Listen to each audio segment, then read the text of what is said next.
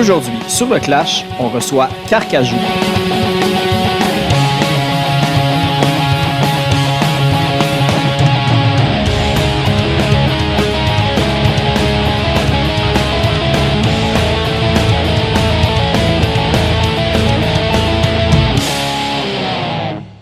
Juste avant d'aller à l'épisode, on va aller écouter la pièce Crise existentielle tirée de l'album Pour fendre l'archétype de mes invités, Carcajou.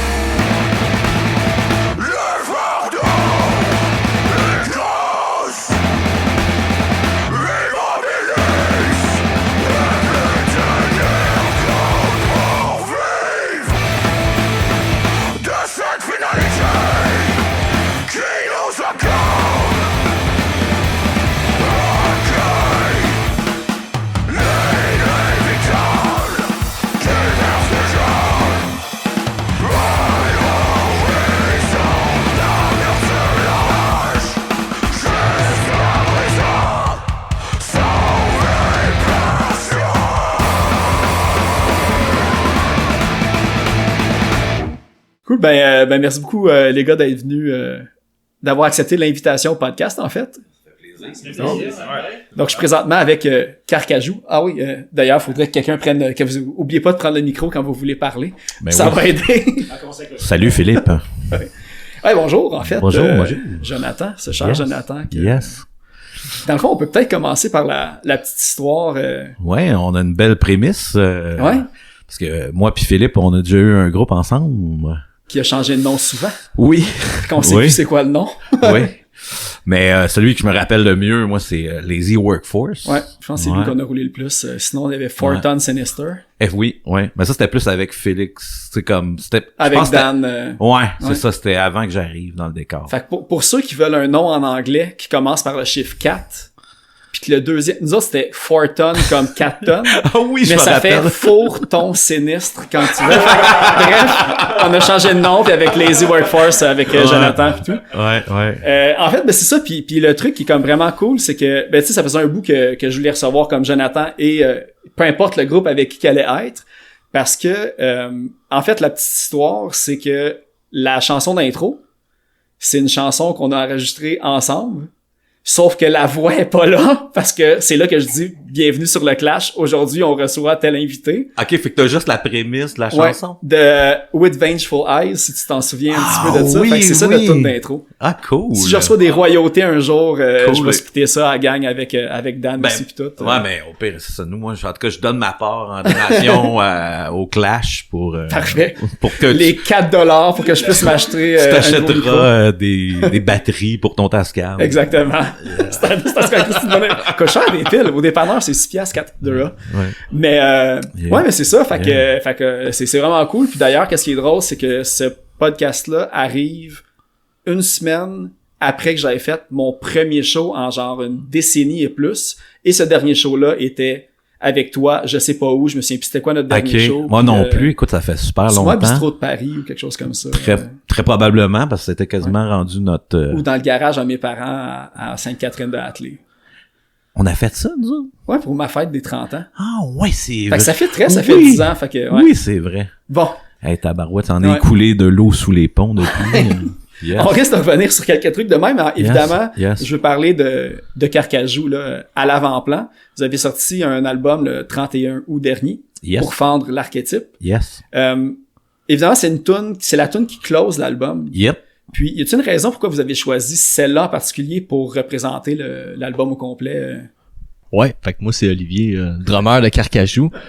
En fait, je pense, tu sais, Carcajou, c'est toujours des décisions de groupe. Fait que tu sais, on parle je pense pas qu'il y a une tête qui lead vraiment. Là, on prend toutes des décisions, on en parle, puis on dit ce qu'on veut, ce qu'on aime. Je pense qu'on l'a choisi pour un peu l'outro de cette chanson-là, comment elle termine, comment elle a une vague un peu, tu sais, vraiment émotive, ça clash, puis tu sais, le drum aussi vient briser à la fin, tu sais, avec un beat, tu sais, plus simple. Fait qu'on trouvait que ça fitait vraiment bien pour finir l'album. Puis note pour ceux qui l'ont pas remarqué, mais si tu laisses jouer la chanson quand elle termine, on entend vraiment moi qui dépose mes baguettes, puis il y a un soupir qui est relâché par Miron Jonathan, puis ça fit juste parfaitement pour finir un album, dans le fond. Moi, c'était ma vision des choses pour ça. Fait que c'était vraiment de la vibe de la chanson plus que le thème, là, justement, qui dit qu'un petit peu... tu sais, on va dire que l'idéal existe juste dans la tête des fous, des idéalistes un petit peu, là, fait que... pour comme peut-être plus préciser par rapport à ta question, pourquoi qu'on a choisi cette tune-là pour nommer notre album, il y a quand même une ligne directrice dans Carcajou que, tu sais, nous, c'est vraiment on a vraiment un approche très expérimentale, je te dirais, quand on compose des tunes, puis tu sais, on avait cette discussion-là hier, tu sais, on est vraiment pas gênés nous autres d'incorporer, mettons à l'occurrence dans une nouvelle chanson, un riff surf dans une tune qui ressemble un peu avec une rythmique de Tool, tu sais, c'est comme weird de voir ces deux mouvances musicales-là dans la même tune. Mais somme toute... Mais en fait, parce que c'est un truc que j'ai remarqué souvent quand je lisais comme les différentes descriptions pis les différents profils qui décrivaient votre groupe. Tu sais, moi, puis là, tu sais, je suis vraiment, on va dire, un outsider à cette scène-là. Tu sais, moi, c'est pas... Tu sais, vous êtes en fait le premier band du genre que j'invite, puis je trouve ça important de comme montrer une variété des scènes qui existent ici. Puis tu sais, moi, le premier nom qui me venait en tête, c'était comme post-hardcore, parce que souvent, les influences rattachées à ça, c'est des bands comme ça. Exact, ou post-metal aussi, qui est comme connexe. Mais évidemment, tu n'écoutes, pis t'entends du hardcore, t'entends du shoegaze, pis des trucs de même comme ça. Du post-rock même. Tu sais, Sam, il y a vraiment... Tu sais, il y a ce qu'on appelle le tapping facile, là. Fait que ça, je trouve que c'est très caractéristique au post-rock. Mais ouais, ça, pour fendre l'archétype, c'est un peu ça. Dans le fond, on veut péter certaines barrières. Puis tu sais, surtout dans ces scènes-là, il y a beaucoup d'élitistes, je pense, là. Puis nous autres, ben dans le fond, on se rit un peu de ça au risque de se faire justement peut-être juger ou de se faire dire comme si vous commettez des interdits, ben pour comme un son, on va dire pur du style, il y a des trucs à ne pas dévier. Ben dans Pour Fendre, clairement, j'ai pris des directions un peu genre vocalement black metal, puis c'est vraiment un sous-genre qui est intouchable là, pour les fans de black metal. Tu sais, je pense à des bands comme Death Heaven que genre c'est un peu les mal-aimés genre de la scène parce que les mal-aimés avec énormément plus de succès que toutes les autres bandes. Exact. C'est ça qui est un peu paradoxal. Ouais. Mais moi c'est ça, moi j'adore ce band-là, j'ai aucune honte à dire que c'est une inspiration, du moins pour ma part là, tu sais. Fait que tu sais, on fonce dans le tas, man. That's it. Yeah.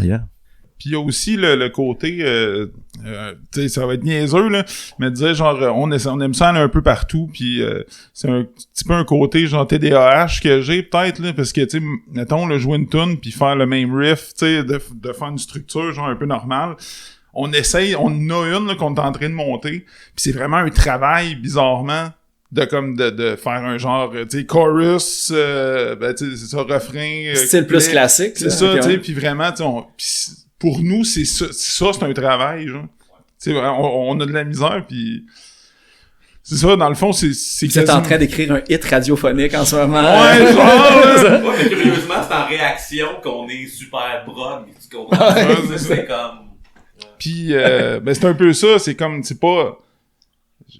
Quand on écrit des tunes, en tout cas, moi, dans mon cas, quand j'écris des tunes, des structures, c'est un peu par défaut que je fais ça. Tu sais, de vouloir comme mettons, ok, là, j'invente un riff, là, je le joue 2 fois, là, ok, je t'ai cœuré, là. Genre, on amène de quoi d'autre, genre, ah! Pis tu sais, c'est un peu justement, tu sais, c'est le clash de toutes ces idées-là que je trouve qui fait que ça sonne bien, puis moi, à mon oreille, c'est surtout pour le jouer, en fait, que je trouve que c'est le fun de... Ouais. Ah, ça donne, tu sais, ça te tient tout le temps en haleine, puis surtout, tu sais, il peut avoir autant une progression lente vers un genre de climax qu'une coupure inattendue qui va mener vers d'autres choses, là. Ouais, ben, c'est ça, tu sais, c'est l'effet de surprise que moi j'aime amener, j'aime écouter, surtout même dans la musique que je vais écouter, j'aime beaucoup ça, là, tu sais, des trucs qui ont comme pas vraiment de structure ou que justement c'est dans le milieu d'un riff, ça coupe, pis là t'as genre solo de trompette de 2 minutes, là, genre, pis c'est ça, ou genre du clavecin, là. J'aime bien comme Igor. Je sais pas si tu connais. Non, je connais pas. C'est un genre de DJ français qui fait de l'espèce de métal baroque. Okay. Il incorpore genre de la musique classique, de l'opéra là-dedans. C'est ultra... C'est dur à écouter, là, je te dirais, là, les premières fois, mais... même des passes dubstep, là, tu sais, c'est comme... C'est un gros mash-up. C'est comme un cadavre exquis musical. Ok, ouais. C'est la meilleure image. C'est ça, ouais, pis c'est vraiment intéressant, tu sais, un peu de se faire comme... ramasser d'un bord pis de l'autre quand t'écoutes ça, tu sais. Pis Chris, t'es dans le milieu... je sais pas, un bout de blast metal, genre blasté, black metal, pis là, t'as de l'accordéon. Mais y a-tu justement des instruments comme ça? Tu sais, là, vous êtes en train d'écrire des nouvelles tunes, comme t'as dit, mais y a-tu des idées déjà d'amener des instruments différents ou d'autres orchestrations? Ouais, c'est ça, ouais. Ouais, Florent, bassiste de Carcajou. C'est ça, c'est que dans ma tête, moi, il y a toujours des idées, il y a toujours des arrangements de cordes, parfois souvent des cuivres aussi qui pourraient fitter. C'est ça vient comme instinctivement en écoutant, en pratiquant les morceaux. Après, on n'a jamais non plus cherché à pousser pour inscrire ça dans la musique du band. C'est couler dans le béton la chose. C'est pas, je pense qu'on se ferme pas la porte. Je pense à l'avenir, hein, tout dépend aussi. C'est des apports que la technologie peut nous apporter. Ouais, parce que le côté penser spectacle puis le côté enregistrement engage des musiciens professionnels. Là. C'est ça. Tu peux pas apprendre le violoncelle juste pour une tonne puis c'est ça. C'est un cas. Quoi tu sors de cordes qui aime ça genre post-metal, là, Apocalyptica ou... On va envoyer un petit email. Oh, avec nos amis finlandais. Ouais. Ouais. Mais, fait que je pense on a toujours en tête, on écoute pas mal de musiques différentes. On a aussi, moi j'aime aussi le black metal, vraiment. Je suis plus metal, mais j'aime aussi le classique, j'aime aussi le folk, j'aime aussi les musiques plus traditionnelles. Fait que tout ce qui est musique plus ancienne, instruments plus anciens non branchés, là, non électriques, ça pourrait prendre du sens selon moi dans beaucoup de morceaux, dans certains passages. Après, il faut pas que ça soit fait juste pour le faire, là. Puis juste pour dire que on va se donner une touche originale. C'est comme quand on se présente en studio puis qu'on arrive au jam puis qu'on arrive avec des riffs, on n'a pas tous les arrangements en tête. C'est vraiment quelque chose qui se crée à 4. Là. C'est tout. On arrive de guide qui s'en vient, on essaie ça au drum. Moi, je gosse un peu dessus à la bass. Ou inversement, un bass arrive avec un riff, puis on gosse de quoi à la guide. Puis les idées, miraculeusement, ou pas miraculeusement, mais les idées fonctionnent comme vraiment souvent entre nous. Du moins, on est souvent vite content de ce qui sort. Puis on se met pas vraiment de limite, donc on engage là-dedans, puis c'est ça. Même dans le processus, justement, tu sais, qu'on parle de la genèse de ces idées-là, tu sais, on essaye même de sortir des carcans pour pas essayer de reproduire trop des patterns, tu sais, de recréer la même tune éternellement, tu sais. Fait que de changer des paramètres à la base, des fois on se le dit consciemment, tu sais, on fait comme là, est-ce qu'on pourrait composer ça, mais comme à l'envers de ce qu'on a déjà fait, admettons, dans le passé, utiliser d'autres procédés d'écriture, tu sais. Puis là, justement, on avait une discussion hier sur l'avenir du band. Fait que, curieusement, on a remis ça sur la table. Il y a quelque chose que Samuel il avait déjà qui m'avait demandé, qui avait proposé, qu'on n'a jamais fait. Ça serait que j'arrive avec des idées de mettons exemple, des patterns vocales, puis qu'on compose la musique là-dessus au lieu du contraire, qui souvent, dans le fond, la plupart de nos compositions, c'est le contraire, tu sais. Ouais, mais pis, tu sais, tout ce truc-là de l'évolution, qui, tu sais, de jamais se répéter deux fois, puis d'explorer différents styles. Tu sais, j'ai lu un peu que le scutigère sur la pochette, c'est un petit peu le fait que c'est comme la bébite que tu peux jamais cerner dans un coin. Parce que c'était vraiment ça, comme le lien avec la pochette, puis tout ce truc-là. Hein. Ah, c'est sûr que la photo est arrivée avant l'idée de la mettre sur la pochette, mais effectivement, le scutigère, moi, je trouve... Tu me connais, là, j'ai toujours trippé ces bébites, non. Mais le scutigère, pour moi, ça représente quand même Montréal, on dirait, somehow. Mais je sais qu'il y en a partout dans le monde, là, mais je pense que tout le monde qui a habité Montréal sait que dans les apparts pis dans les vieux immeubles, il y a des scutigères. Ouais. Fait que pour moi, il y avait comme quelque chose qui avait comme quasiment une identité entomologique. Ouais, c'est ça. Puis oui, le scutigère, tu sais, c'est, je sais pas, drôle d'arthropode, tu sais, c'est le côté que tout le monde a, mais qui est toujours caché à Montréal un peu aussi. Ouais, il peut avoir l'analogie. Un peu freudien, tout ça. C'est ça. Je pense que là, je me souviens plus, je pense que c'était peut-être avant qu'on enregistre qu'on avait parlé de ça. Vous avez enregistré au studio Mandragore. Oui. Je sais pas si vous voulez m'en parler un petit peu, parce que là, évidemment, je regarde souvent, comme tu sais, sur Discogs, sur les pages des studios pour savoir qui a enregistré là, c'est qui les réals, les producteurs, puis tout. Yep. Puis côté musique, j'ai comme vu les petites tunes puis Annie Dufresne. Oui. Okay?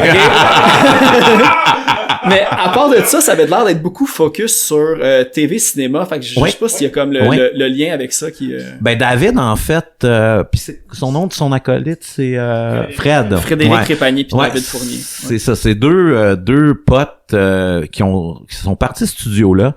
Puis tu sais, je pense qu'eux autres, Dave, lui, c'est des tripeux de sono. Ça, t'as moi, du moment où qu'on l'a rencontré, Dave, tu sais, on a tout de suite su que ce gars-là, il était willing d'essayer des trucs.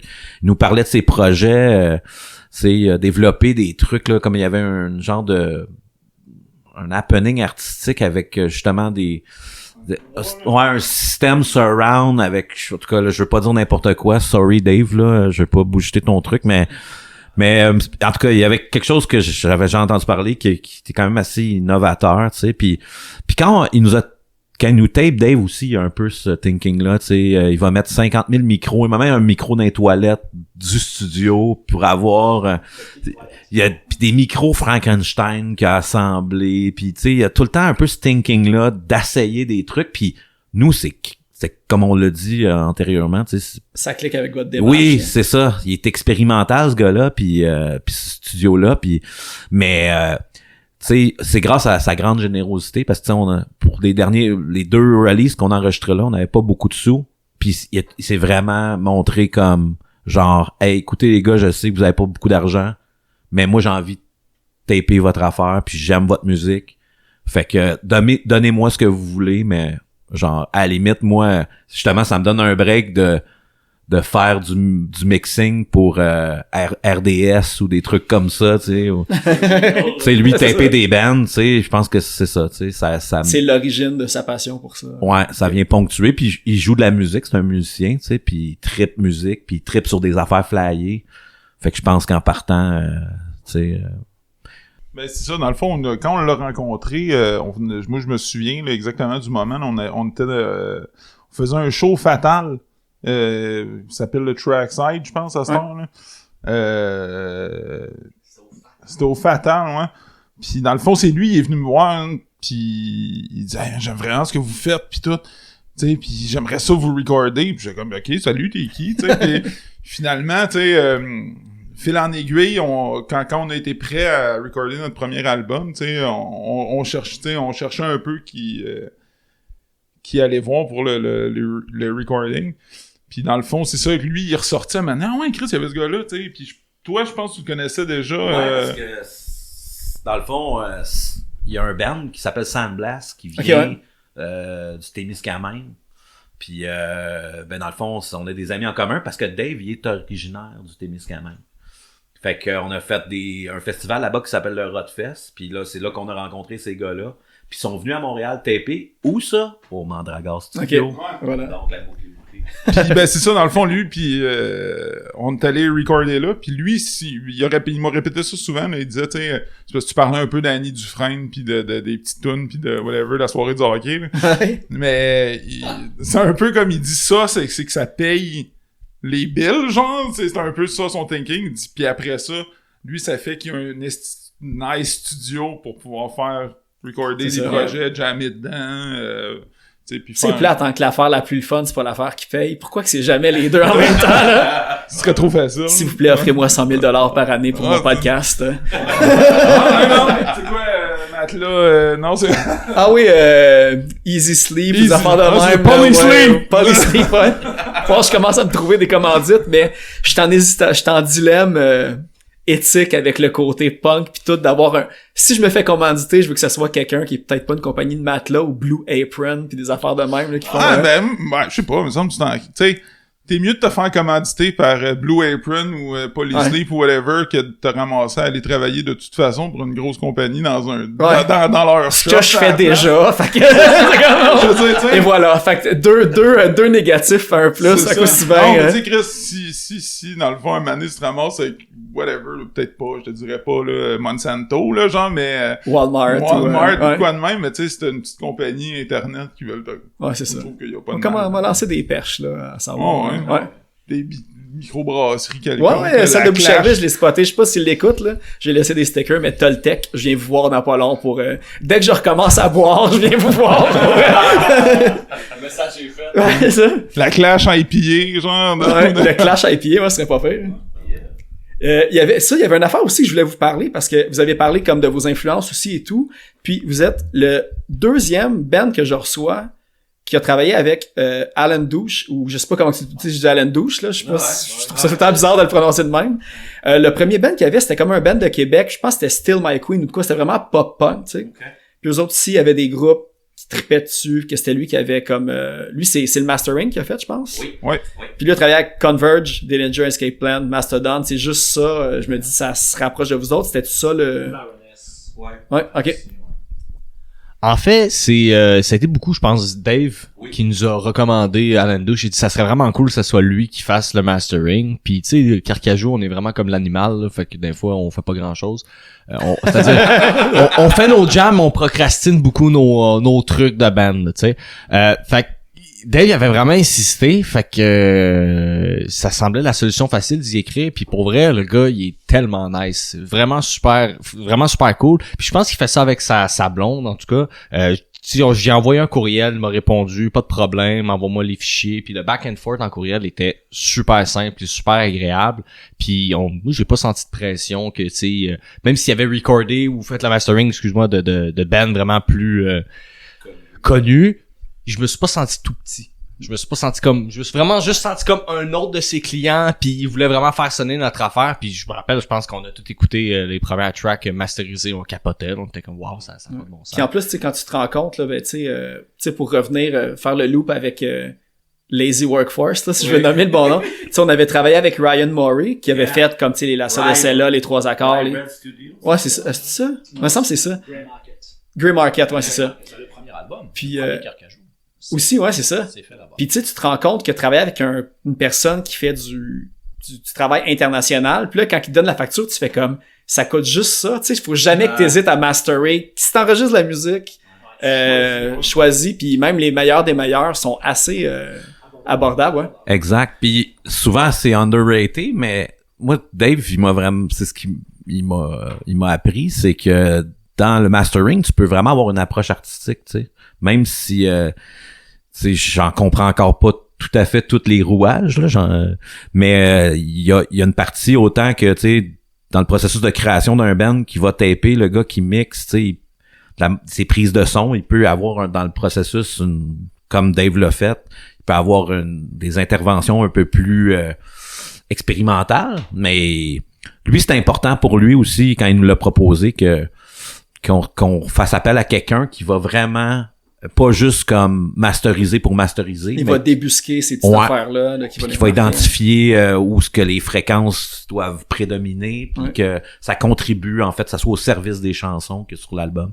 Puis je pense que là, c'est là qu'on voit que c'est un grand, là, tu sais, vraiment, il a fait un travail exceptionnel. Ouais. Surtout avec toutes les couches puis les changements de rythmique puis d'intensité, là, tu sais, je veux dire, définitivement. Tout est uniforme, un bon bloc, là. Ouais. Des fois, je tombe sur mon cell, tu sais, j'ai les recordings avant le mastering, genre. Puis, tu sais, mettons, je joue ça dans mon char, puis je crée ça. Pas que ça sonne mal, mais genre en comparaison, j'ai comme ça sonne le cul, c'est quoi le problème? Ouais, ça sonne comme transparent, on dirait. C'est comme tu peux pas, il y a pas de... C'est pas wide, il y a manque de volume, tu sais, ou de relief, là, on dirait. Ouais, définitivement. Ouais, puis d'ailleurs, ben c'est ça, ça me fait penser qu'on parlait de l'autre album aussi tantôt qui était aussi fait au Mandragore puis master par, tu sais, vous avez été nommé ou nominé, je pense qu'il faut dire nommé là pour le meilleur album. C'était quoi, c'était-tu? Gamic, c'était-tu? Ouais, Gamic 2018 pour Quelle magnifique fin du monde. Ouais. Puis c'est qui vous avez pas gagné, mais je me suis demandé c'est qui avait gagné cette année-là, puis j'ai comme pas retrouvé. On est parti vite. Ah ouais? Vous étiez en maudit, on a perdu, vous avez kické une poubelle, puis vous êtes en allé. Rien contre la gamique, tu sais, c'était cool de se faire nominer, mais tu sais, fallait qu'on paye pour rentrer là, juste pour pouvoir assister puis savoir si tu gagnes de quoi. En plus de l'inscription. En plus de l'inscription, fait que tu sais, on n'a pas d'argent. Ok, c'est ça. On fait ça pour le fun. Non, mais c'est pas qu'on n'a pas d'argent. Puis vous avez juste un coupon de bière, ça en valait pas le coup. Même pas, non. Non, mais c'est toujours le fun de se faire nominer, mais tu sais, je me rappelle, on n'était pas récité. Ouais, parce que il me semble que vous étiez dans une catégorie super éclectique que les autres bands ne pouvaient même pas se comparer à... Ah, c'est Victime qui avait gagné. Oui. Tu sais, c'est vraiment un post-punk. Puis, tu sais, pas New Wave, mais en tout cas, tu sais, c'est vraiment ailleurs. Puis, ouais, c'est ça, je trouvais ça bizarre de comme confronter des bands comme ça dans une catégorie. C'est une genre de catégorie comme alternatif. Ben non, mais moins... plus vague que ça encore, là, tu sais. Le meilleur album post-musique. Ou quelque chose comme ça. Puis, moi, j'avais trouvé ça cool d'aller là. Je me souviens, tu sais, j'ai vu Vincent P. C'était-tu Nouchou qui faisait la musique ou l'autre band à Jessica, là? Politesse, là? Non, Jessica Pion, elle a un autre projet. Tulips, ça? Non, je pense que c'était Nouchou. Tu sais, c'était cool de voir... Ça a-tu un impact par après? Est-ce que vous faisiez booker avec des plus gros bands? Parce que je pense qu'après ça, je vous avais vu avec Milankou. Fait que c'est un peu de fil en aiguille, ça vous a plus exposé à... Non, okay. C'est juste... C'est des annonces parce que, tu sais, justement, là, tu croises du monde, tu connais... Tu sais, je pense que c'était après un Rodfest, moi, j'avais redescendu Guillaume Chamber de Milankou, justement, puis... j'avais jasé avec Lalonde, full, tu devenu chummy de même. C'est ça, on a bandé, puis c'est un peu après ça, je pense que c'est arrivé. C'est juste les rencontres. On n'est pas, comme il disait Oli, on n'est pas très... on n'est pas très proactif, là. On procrastine en crise, pis genre... C'est ça, pis les shit nous tombent dans les mains, pis on est comme, alright, let's go, si on va faire un show avec Milakou, là. Non, nice, tu sais. Puis c'est vraiment pour ça, le nom Carcajou, comme t'as dit tantôt, il y a d'autres significations, parce que, tu sais, moi, dès que j'ai vu Carcajou, moi, la première fois que j'ai pensé, c'est parce que, comme il y a pas longtemps, j'avais lu comme c'est pas un recueil, mais c'est comme un texte de Félix Leclerc qui avait fait ça. Tu sais, t'as Carcajou l'animal. C'est quoi l'autre truc que j'avais pensé? L'opération Carcajou. Ah, c'était l'escouade Carcajou. Ouais, l'escouade Carcajou. Je sais pas, le nom vient d'où pis pourquoi? Ben, c'est que, dans le fond, avec Alexandre Boucher, qui était dans Feu Nous Étions, qui est un de mes anciens projets, ben, on trouvait que le Carcajou, c'était une bébite. Tu sais, c'est féroce, ça grogne, ça fait des bruits un peu agressifs. On était comme, hey, ça pourrait marcher avec un genre de projet de défense, genre de quoi de vraiment, parce qu'à l'origine, c'était un peu ça la ligne directrice quand on a commencé. Tu sais, on était avec Francis Gagnon, Vincent Joly, c'était des gars qui voulaient faire vraiment un band où c'était comme décousu mais vraiment plus agressif. Mais le nom est resté malgré ça, même si le son a évolué puis le line-up a changé, tu sais. Mais ouais, je pense que c'était plus ça, c'était plus dans l'esprit que c'était une bébite qui est mystérieuse, à la fois mystérieuse, mais à la fois aussi tu sais, c'est la hyène du Nord, comme ils disent. Ouais, c'est ça, ça a l'air de rien, mais c'est hyper violent. Ouais. C'est ça. Juste Ouais. fucking cool. Ouais, c'est ça. Puis le nom, il est cool aussi, tu sais. Exact. Puis c'est quoi, je pense que j'ai perdu mon dé. En tout cas, je vais y revenir, là, mais... c'est ça l'affaire, je voulais dire, parce que t'as nommé des noms, puis Oui. là, je cherche sur ma petite feuille, parce que, c'est ça, j'ai vu que le projet... mais c'est peut-être pas le même groupe. Ouais. Moi, j'ai trouvé sur un site Ouais. un appel en 2009 de Alex Vincent Francis qui cherchait un chanteur pour un band original de hardcore, blablabla. Exact. Puis, mais bref, de ces trois-là, il y a plus personne dans le band, genre, les Non. trois membres fondateurs, il y a plus Non. personne, hein. Ben ça, cette histoire-là, c'est comme... Tu sais, cette gang-là, on a toute gravité. Tu sais, Alexandre Boucher, c'est un ami d'enfance à Samuel, Ok. tu sais. Mais il y avait originalement un groupe qui s'appelait The Captain's Map Leads to a Vortex, qui était vraiment comme à la Number 12 Looks Like You, là. T'étais comme un genre de band de défonce déjanté, vraiment hardcore, avec des genres de... Ouais, madcore, genre J'ai super trouvé des coupes de pété. vidéos live sur YouTube, là, justement, de prestations, là. Mais c'est ça, tu sais, dans ce groupe-là, tu sais, oui, il y avait des amitiés, mais c'est ça, tu sais, on est encore amis avec Alex Boucher, mais il y a de ces gars-là qui a eu il y a eu des chicanes, il y a eu, fait que... Sinon, on sera encore dans le même band, moi pis toi, Jonathan. Oui. En passant, Frank, tu dois encore de l'argent dans la caisse. Je vais le taguer. Mais oui, c'est ça, tu sais, il y a eu un changement de line-up, mais tu sais, Alexandre Boucher, c'est comme le membre, je dirais, qui est resté le plus longtemps dans cette gang-là originale, là, puis qui est plus là. Ok. Mais c'est ça. Puis tu sais, Sam, c'est un peu ça, là, initialement, quand Captain's Map a comme un peu die out, c'est parce qu'au fond, Sam, il a eu des enfants. Puis tu sais, tu sais, quand t'as une famille au début, c'est peut-être tough. Je pense que ça a fait partie aussi de la fin du band. Ouais, c'est tough à conjuguer, là. Ouais. Moi, je comprends ça. Même si j'ai pas d'enfant, je sais qu'est-ce que ça implique, puis tu sais. Mais il y a du monde qui pense que, sans nommer de nom, là, dans cette gang-là, il y en avait il y avait eu ça de travers un peu, puis Mais c'est difficile quand t'investis beaucoup de temps dans un projet, que tu vois la grosse affaire, puis que du jour au lendemain, t'as quelque chose que tu peux pas contrôler, puis tu te rends compte que c'est comme je comprends. la fatalité qu'il faut que tu commences deux pas en arrière pour repartir ou tu au mets point, ça sur roll, il y a du monde qui veulent pas mettre ça sur roll. Puis là, ben il y avait du monde qui avait des problèmes avec Sam une fois qu'il était prêt à revenir. Puis là, ben tu sais, mais tu sais, je veux dire, il y en avait là-dedans qui voulaient rejouer avec Sam. Fait que tu vois, au final, ça a fait que ce monde-là sont partis, puis ben Sam y est revenu, puis ben Carcajou, du retour de Sam à jouer de la musique, puis s'impliquer dans un band. Puis tu sais, Puis là, vous êtes le line-up de l'apogée en plus. Là. Fait Yeah. que, il y aurait... Ben, en fait, on peut en parler un petit peu. Captain's Map Lead to Vortex. To a Vortex. C'était quoi un petit peu le... Parce que, tu sais, ça, moi, je disais un petit peu, j'étais hors de cette scène-là un petit peu. Y a-tu... est-ce que vous aviez quand même un happening autour de vous autres? Vous faisiez beaucoup de spectacles? C'était comment un petit peu la vibe de cette band-là puis les spectacles?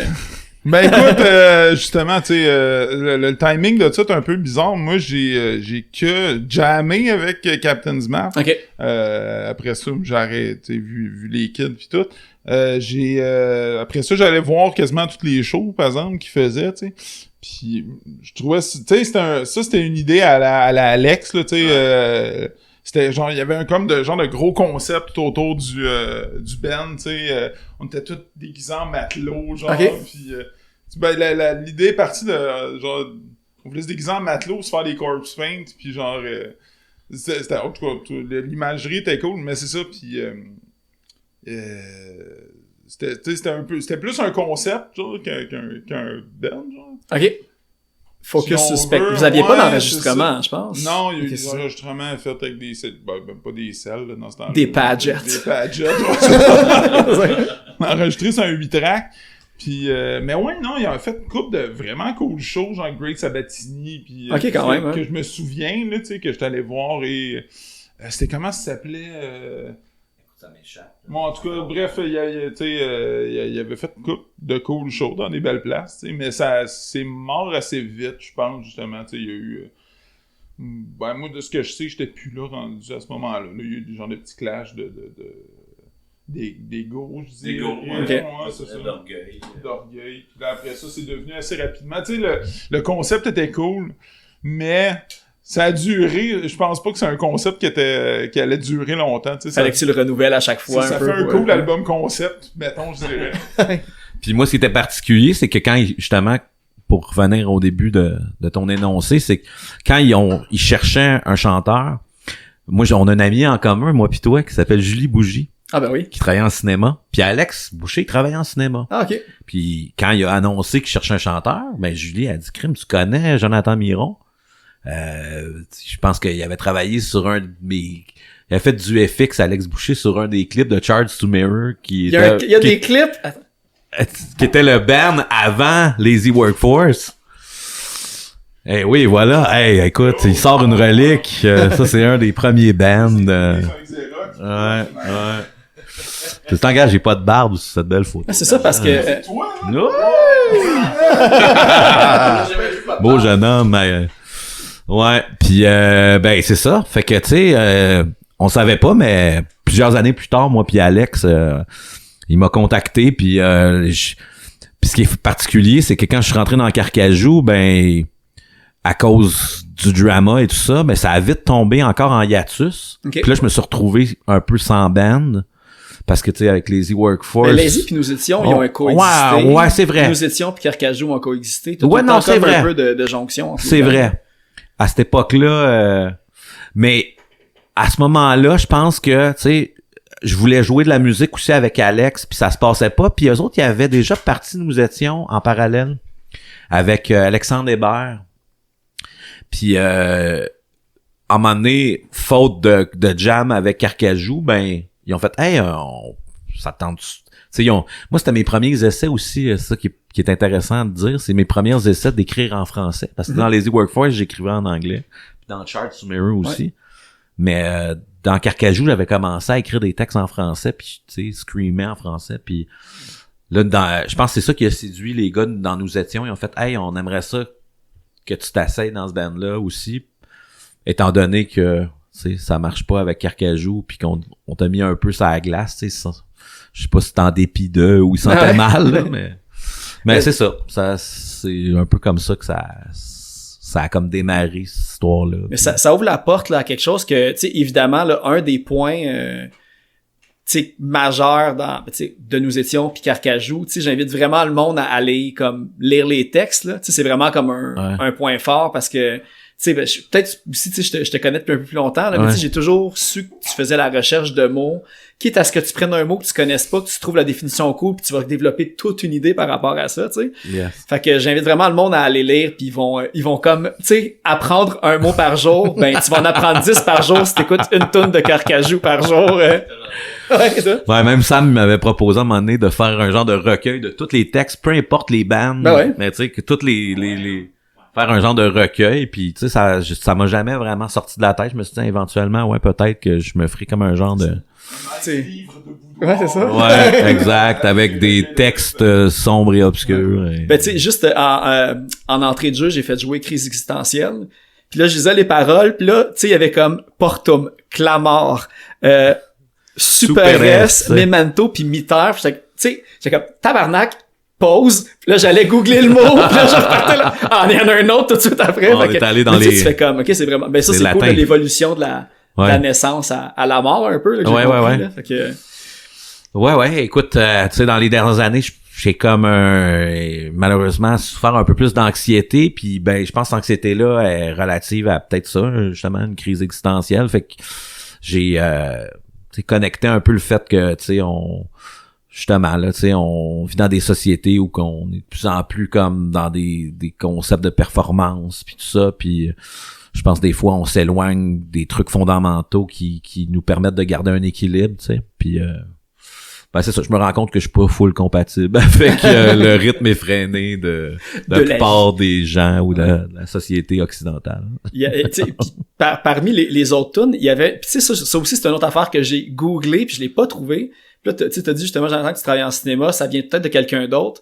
Mais dans la deuxième chanson, il y a comme une citation d'un film québécois, La vie est bien plus plate que vous pensez. J'étais comme, j'avais l'impression d'avoir déjà entendu ça, mais j'étais juste pas capable de trouver c'était où. T'sais. C'est un film, genre d'espèce de film sur le suicide qui s'appelle Tout est parfait. Ah, ok, non, je sais pas. Puis ouais, c'est un film, c'est genre des kids qui font un pacte de suicide, genre. Pis c'est québécois? C'est québécois. Okay. Puis il y en a un il y en a un dans la gang qui spoiler alert, qui se suicide pas, tu sais. Puis c'est que dans le fond, il va voir le père alcoolique, genre d'un des autres kids qui est mort. Pis c'est lui qui dit ça mané d'une espèce de délire, okay. Genre.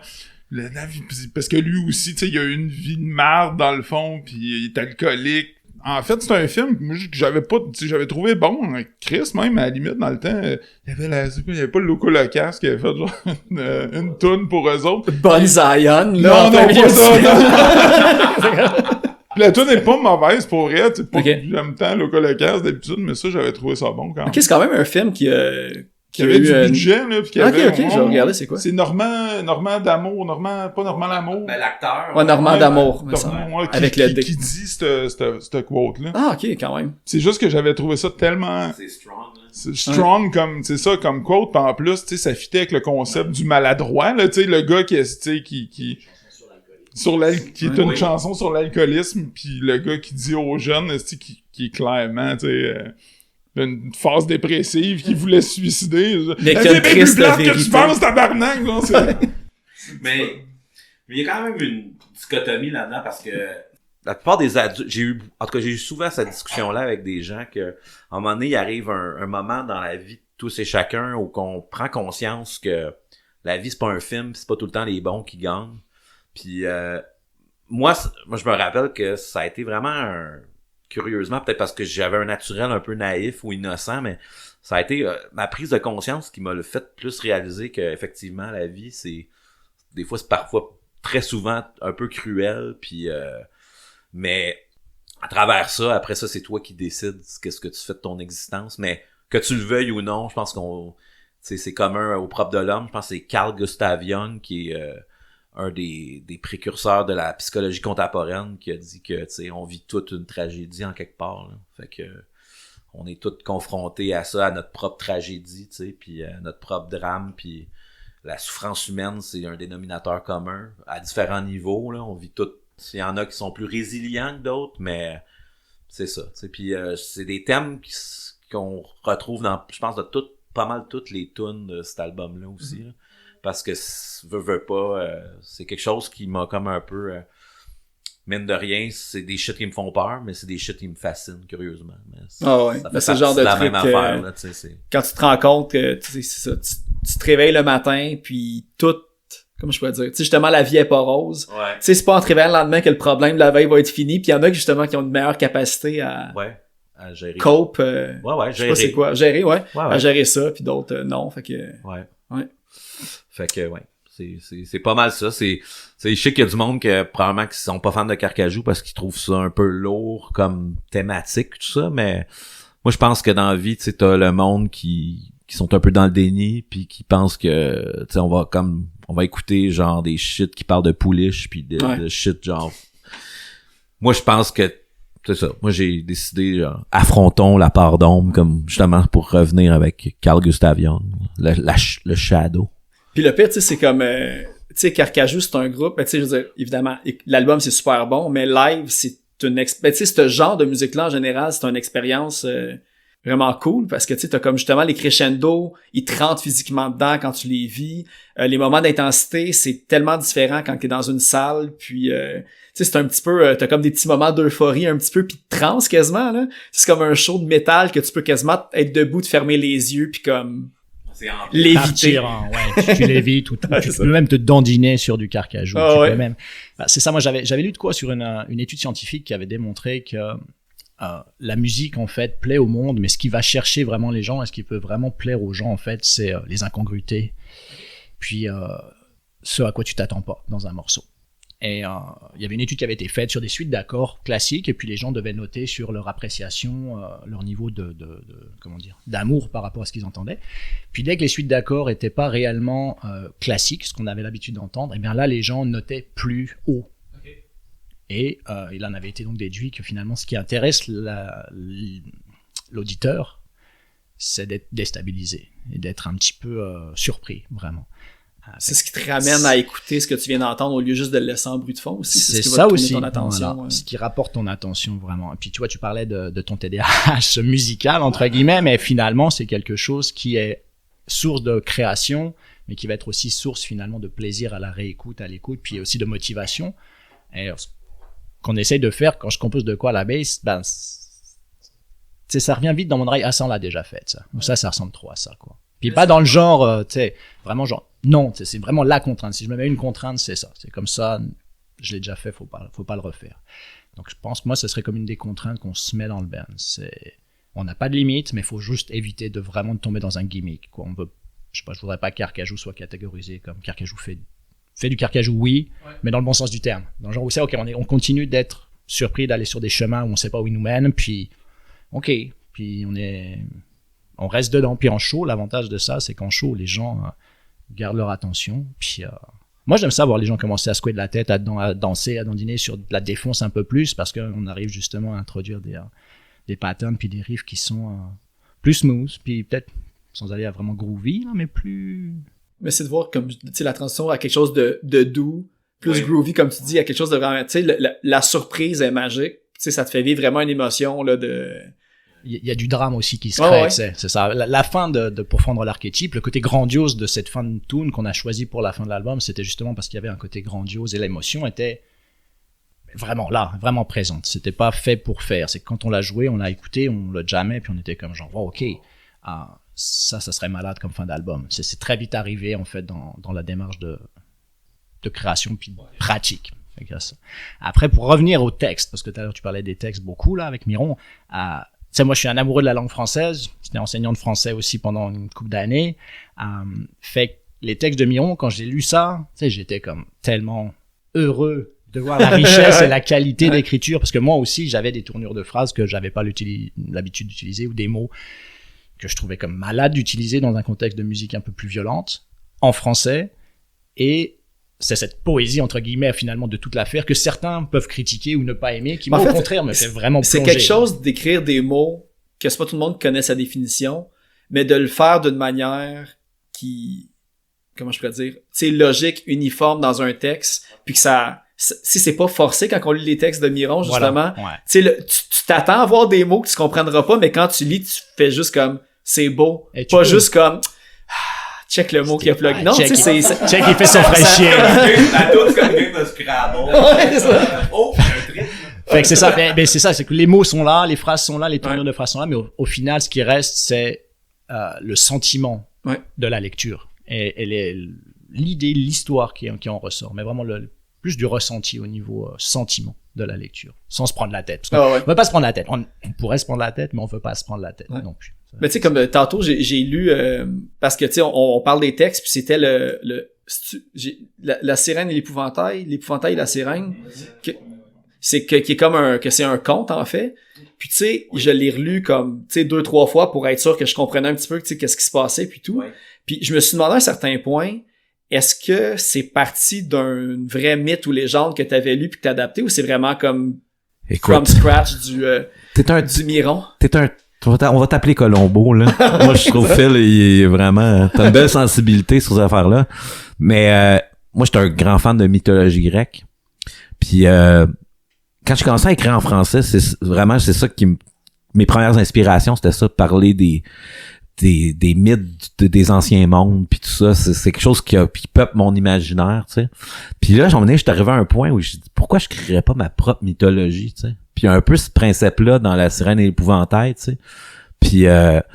Puis moi, ben, quand le monde qui me connaissent personnellement, tu sais, ils savent que, point de vue relations amoureuses et tout ça, ça a jamais été super évident pour moi. Fait que de l'imager dans cette espèce de conte-là où que dans le fond je relate un peu un amour impossible, en fait, c'est ça, tu sais, c'est comme deux mondes scindés, puis je me suis toujours j'ai toujours filé un peu comme ça, tu sais, par rapport à quand j'ai une fille qui me fait triper, tu sais, je me suis rendu compte, bon, là, on pourrait me psychanalyser ici live au podcast, mais ton Jung ouais. Mais non, mais pour faire une histoire bref, c'est un peu ça, tu sais, je pense que c'est une manifestation, puis c'est une manière pour moi en fait d'assumer cette partie-là de moi, tu sais, c'est correct là que tu sais, ça fait partie de mon charme, j'imagine, ou ça fait partie de ma personne du moins. Puis je fais juste embrasser ça, ça me sert à rien de le cacher, ou plutôt j'ai envie de le montrer au monde entier, tu sais. Puis c'est genre à un moment donné, il y a peut-être justement ma sirène qui va triper sur l'épouvantail que je suis. Fun fact sur cette tune là, sur La Sirène et l'Épouvantail, tu sais, c'est comme, je me demande, je pense que c'est pas notre tune la plus longue, mais en tout cas, tu sais, 10 minutes. Ouais. C'est un jam qu'on a, c'était avant que Flo soit là, c'était dans le temps qu'on était avec Robin. C'est une tune qu'on a écrite en one take. Vous saviez comme le point tournant dans la tune? Aucune idée. Ah, pour vrai? Aucune asti d'idée. Robin, dans le temps, il a amené le riff de bass du début. On a commencé à jammer. On l'avait enregistré style sur un Tascam. Puis quand on a fini, on a fait comme, mais qu'est-ce qu'on vient de faire là?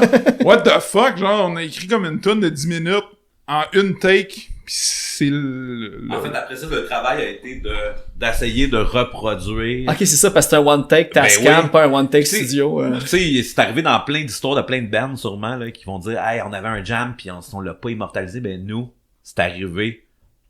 Il y a une bonne étoile, on a pressé sur record au bon moment, puis on a fait une captation de quelque chose qui était éphémère, tu sais. Puis puis pour revenir aussi à une affaire sur les textes là, que moi j'ai tout le temps trouvé que genre aussi je tombais en amour avec les textes à Miron quand j'ai commencé à jouer avec, c'est que dans le, tu sais, on va dire le rock là, mais genre tu sais metal ou punk ou peu importe, écrire en français c'est dur genre souvent. Genre, moi dans ma tête, j'ai souvent comme c'est du Danny Bédard là, genre, de pas tomber dans la facilité. Dans le en fait, c'est ça peut sonner cucu en tu le veuilles ou non. Puis tu sais, il y en a pas beaucoup, moi, des bands, tu sais, mettons, je pense facilement le Groovy Aardvark, mettons, qui l'a toujours vraiment fucking bien fait, tu sais. Puis moi, quand j'ai rencontré Miron il y a de cela plusieurs années, puis que je l'ai entendu justement dans Nous étions, dans ce qu'on faisait au début dans Carcajou, j'étais comme Chris d'autre, tu sais, moi dans ma tête, ça avait ce level-là, tu sais, de ça tombe pas dans le cul, puis ça tombe pas dans parce que moi tout, tu sais, j'étais réticent un peu à l'idée de jouer dans un band qui chante en français. Aussitôt que j'ai entendu ça, j'étais c'est ça. Non, ça dans pas long, là, genre Gaston Miron va être dans l'ombre de Jonathan Miron. Let's go. Ça va être tough, par exemple, parce que c'est quand même Gaston Miron. Ouais, ça. Yeah, je suggère, d'habitude, à peu près à milieu, on va aller écouter une autre chanson. J'ai choisi Tesseract pour faire une pause de milieu. Puis d'ailleurs, j'avertis tout de suite le monde, les chansons que j'ai choisi de faire jouer, Évidemment, j'ai pas pris les plus longues pour pas couper un peu la rythmique de l'entrevue puis tout. Puis, tu sais, j'invite les gens à l'écouter parce que justement, je serais pas passer une toune de 10 minutes, même si je pourrais, vu que c'est un podcast. Mais, fait que c'est ça, fait que les tunes que j'ai mis là, c'est peut-être des un petit peu plus explosives, plus intenses, mais il y en a des vraiment plus étirées avec une progression plus lente. Fait que je vous invite à l'écouter, là, les 2 albums, puis les EP, puis les monoplages. Fait que on va l'écouter, Tesseract.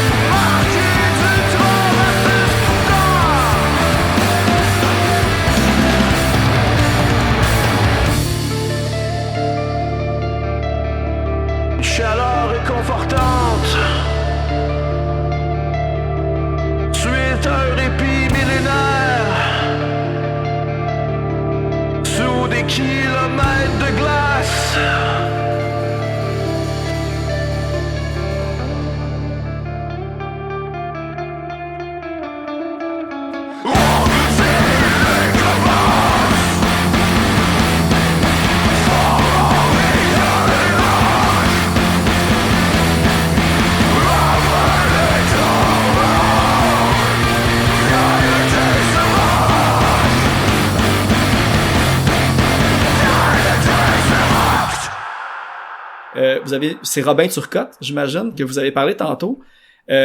Puis un truc que j'ai vu, c'était lui qui avait comme été l'inspiration de... C'est écrit « Merci pour l'inspiration de Quelle magnifique fin du monde ». Mais j'ai vu aussi qu'il était dans Ekadashi. Puis je pense que Florent t'a joué dans ce groupe-là. Ouais, ben en fait, Ekadashi a été comme une porte d'entrée pour moi de Carcajou. Puis avant ça, j'avais un autre projet avec lequel j'avais joué avec Robin Turcotte, puis avec une fille qui s'appelait Martina Dakovic, qui avait un projet qui s'appelait Europe Blackout. Ok, ouais, je l'ai vu passer. On avait fait quelques jams avec Burt de Nous Étions.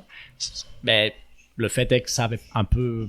j'ai juste trouvé une chanson, je pense. Ça avait pas fonctionné. Moi, c'était mon retour à la bass après 3 années où j'avais comme mis ça de côté. Et puis, de fil en aiguille, c'est ça. Je me suis retrouvé à jouer avec Robin Turcotte et son frère, Félix, dans un projet qu'on avait simplement appelé Ekadashi. C'était une espèce de mélange de post-rock, stoner, triple. Hein. C'était vraiment quelque chose de tranquille. Mais merci, boys, merci. C'est quelque chose vraiment qu'on se faisait plus comme pour du fun. Moi, j'étais content de jouer avec ces 2 frangins-là. Là, il y avait une bonne chimie entre eux. Tu sais, c'était 2 frères, fait que c'était très facile aussi de passer du bon temps musicalement avec eux. Et Robin jouait en même temps, en parallèle, il faisait donc du drum dans Ekadashi, mais il faisait de la bass dans Carcajou. Et je pense qu'à un moment donné, il a comme senti un petit peu un changement d'orientation musicale. Il voulait plus forcément s'investir dans Carcajou, fait qu'il m'avait dit, écoute, viens-t'en, Carcajou a besoin d'un bassiste, je vais rester dans Carcajou, je vais faire des percussions, de la trompette, whatever, viens-t'en, on va, tu sais. Moi, je voulais continuer de jouer avec Robin aussi, parce qu'on avait quand même un bon feeling ensemble. Et, fait que je suis rentré dans Carcajou, Robin est parti assez vite, en fait. Je suis rentré, Robin est parti, mais ça, on tenait à le remercier, parce que finalement, Quelle magnifique fin du monde, il y a quand même beaucoup de tunes qui ont été composées par Robin, avec Robin, donc dont La Sirène et l'Épouvantail. Okay. Donc c'est comme la moitié des tunes, là, je pense, de de Quelle magnifique fin du monde, c'était ces idées que moi j'ai comme gossé, là j'ai rajouté quelques petites affaires, mais les grandes idées principales à la base, je me suis inspiré de ce qu'il avait déjà fait. Puis c'est ça, là, ça a été... Et Kadashi a été assez éphémère, je pense qu'on a comme peut-être deux ans, on a joué 2 ans ensemble. On a fait une coupe de show qui était vraiment le fun, là, à l'ESCO, je me souviens, quand même, bien pacté.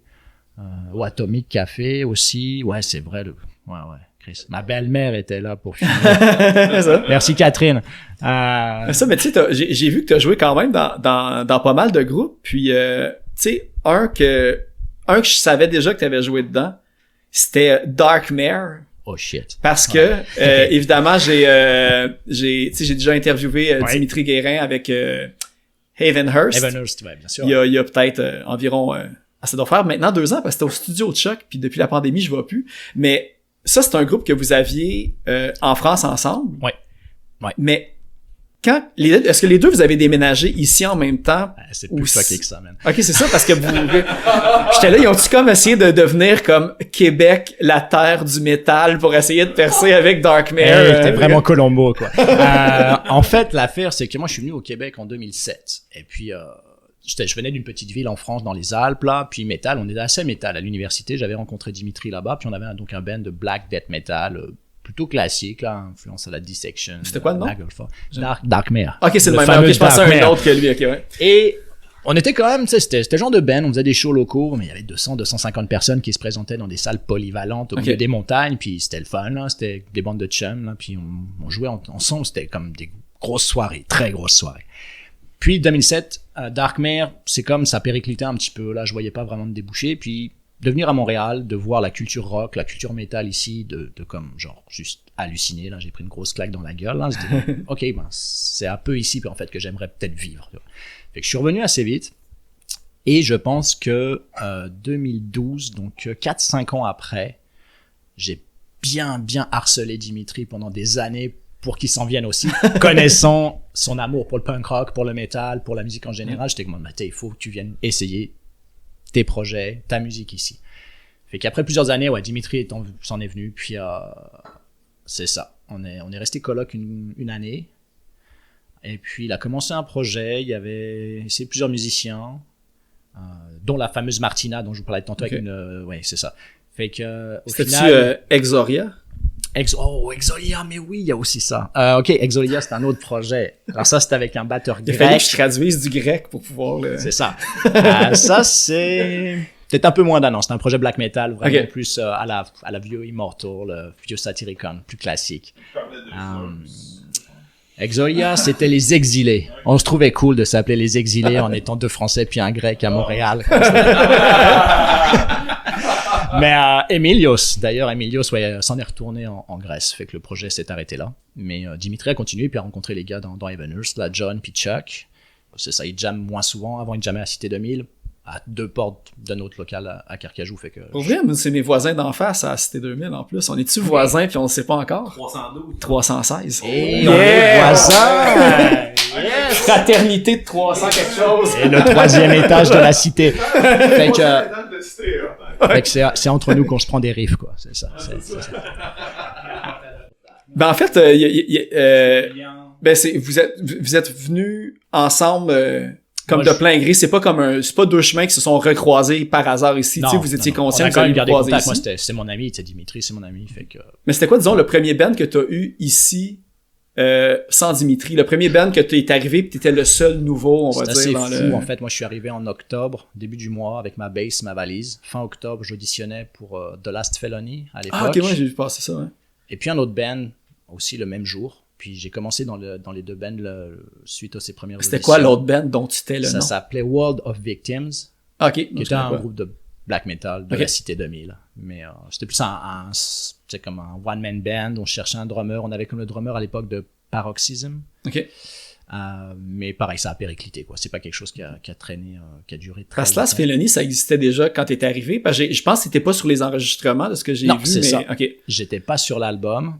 Parce qu'ils avaient enregistré l'album avec leur producer à l'époque, Jeff Fortin, d'Anonymous, qui avait enregistré le premier. Mais ils avaient besoin d'un bassiste pour tourner l'album, pour faire les shows pour tourner. Puis leur bassiste avait comme genre quitté avant le studio. Ça, c'était la tournée avec Cryptopsy. Il y a eu la là, tournée avec quelque Cryptopsy chose. Origin, là, qui était malade. Là. Ça a été comme... Tu sais, moi, Cryptopsy, je les avais vus comme 2 ans plus tôt à Genève. Fait que Ok. c'était comme un des rares bands québécois tu sais, que je connaissais, que j'écoutais régulièrement en France. De ce genre-là aussi qui doit faire des tournées en Europe. Là. Il y en a Voilà, pas beaucoup, c'est ouais. ça qui se permettait, qui se pouvait tourner en Europe, du moins, encore déjà à l'époque. Donc moi, c'était comme un peu, c'est vraiment mon rêve, quoi. Tu sais, je suis arrivé, j'ai joué avec The Last Felony, j'étais sur du gros deathcore, plus à l'époque, mais avec des gars passionnés, du matériel de feu, des structures. Mhm. Tu sais, la scène était quand même présente, là. La grosse affaire fait que j'ai fait 1 an avec The Last Felony. Et puis ensuite, c'est ça. Après ça, j'ai eu 3 ans pas de bass. Et ensuite, je suis revenu. T'as arrêté complètement ou t'as... Déprime, ouais. J'ai Ah, arrêté ok, ouais. complètement, ouais. Un petit coup au moral. Après une couple d'années ici, j'étais comme blasé, un peu blasé. Ta J'ai grande vécu, carrière au Québec de métal. J'ai eu l'avantage de vivre le côté de la médaille, le côté de la vie sur la route, les 24 dates en 27 jours à travers tout le Canada. C'était épuisant, là. Et puis, j'ai réalisé que j'étais peut-être pas fait pour de la grosse tournée comme ça, à manger du double cheese par jour. Puis, un jus d'orange, c'était mon apport de vitamines. Fait que, le rêve a pris sa claque, puis ça a été pour le mieux. Ouais. Mais Juno, là-dedans, c'est arrivé à quel moment? Oh, Juno, man.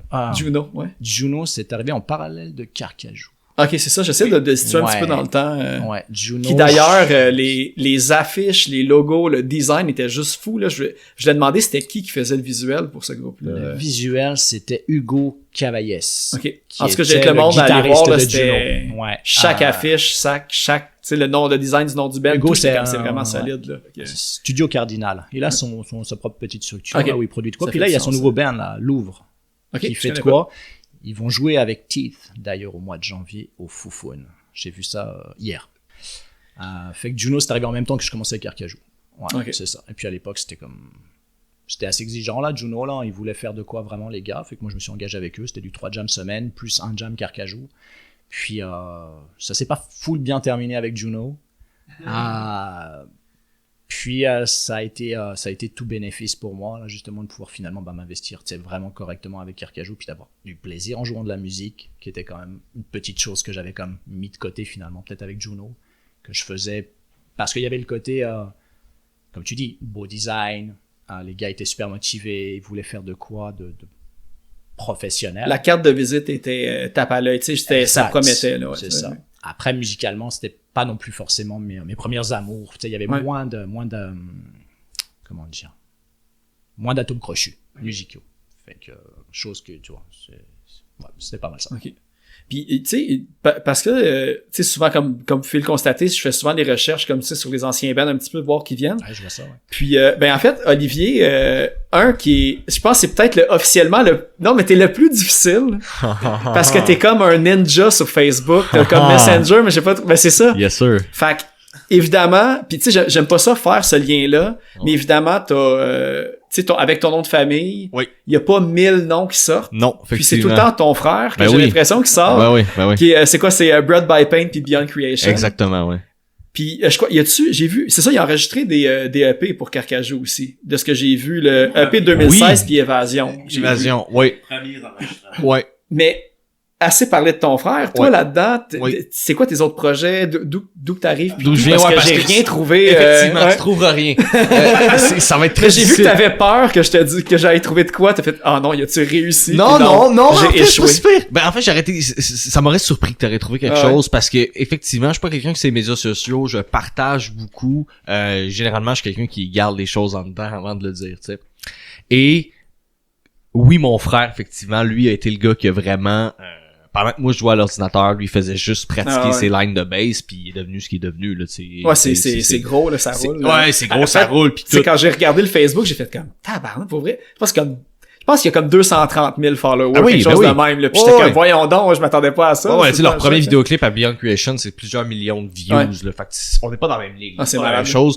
il vit de la musique, puis lui c'est sa passion, c'est sa job, il étudie là-dedans. Versus moi, ben tu sais, je fais ça. Tu sais, on a commencé pas mal moi puis lui à la même école de musique à Saint-Bruno-de-Montarville, très tranquille. On a fait des spectacles de musique 2 fois par année. Ensemble, on jouait des tunes covered, Metallica, tu sais, Boboche, là, tu sais. Puis on avait bien ça, on a toujours eu du fun. Puis tu sais, moi côté musical, j'ai jamais voulu vraiment me lancer dans un band parce que je me dis si je le fais, je veux le faire pour vrai. Ok, je veux pas le faire à moitié, puis tu sais, je veux pas non plus juste faire des tunes cover de Van Halen toute ma vie. Fait que, ce qui est arrivé, c'est que moi je fréquentais une fille qui, elle, sa meilleure amie, c'était la copine de Robin. Okay. Robin Turcotte qu'on a parlé, puis Robin, dans le fond, sa cousine, elle fréquentait... C'est Annie Dufresne, puis là vous avez enregistré au mon regard. Non, non, elle fréquentait Alexandre Birch, c'est quoi son famille? Alexandre Hébert, de Nous Étions. Fait que moi, j'étais allé à un show avec Robin. Robin me dit, hey, écoute ça, Nous Étions. Moi, j'écoutais zéro ce genre de musique-là. J'ai un background death metal, puis sinon rock prog, mais genre néo-rock prog, là, genre Marillion et compagnie. Okay. Fait que La Défonce, j'ai jamais écouté ça avant de connaître les boys. Et fait que c'est ça. Fait que tu sais, Robin m'amène un show Nous Étions, puis là je trippe ben raide, j'ai comme hey, c'est fucking cool. C'était genre leur 2e show là. Je connaissais personne du band. Puis là il me dit Alexandre Boucher, il y a un projet, ça s'appelle Carcajou, il cherche un drummer. Puis Boucher il m'écrit par message privé sur Facebook. Puis moi fidèle à moi-même, j'y réponds pas pendant 1 an. Puis no joke 1 an. Je l'ai ghosté. Rien dit. Mais encore une fois, je voulais pas investir dans un projet. C'est-à-dire tu sais, je voulais le faire pour vrai là. Si je suis en marque d'un band, je vais jouer dans le band, c'est pas juste pas vraiment le faire. Ouais. Fait que j'écris à Boucher, il me dit OK, moi je pourrais pas être là pour le premier jam, mais Sam le guitariste va être là, puis il m'envoie en texto une carte de contact, puis tout ce que j'ai c'est le nom de Sam, puis comme une vieille photo de lui avec un chapeau de paille, des vieilles lunettes, je suis comme c'est qui le gars qui vient me chercher au métro Longueuil? Je suis là avec mon stock. Un gars qui est un fan de Je l'ai Grateful jamais Dead. vu, là. On s'est juste texté. Il va me chercher à telle place. Puis là... c'est quand même drôle, là. Puis je veux dire, ça fait presque 10 ans, là, toute cette histoire-là. Fait que... Sam vient me chercher au métro Longueuil dans sa petite... C'était quoi ton petit char rouge? Ta Yaris, sa petite Yaris hatchback. Et là, j'embarque dans l'auto. Puis là, tu sais, c'est ça, on jase, on a du fun, puis tout. Puis là, on est pogné dans le trafic à Montréal parce que c'est le tour de l'île.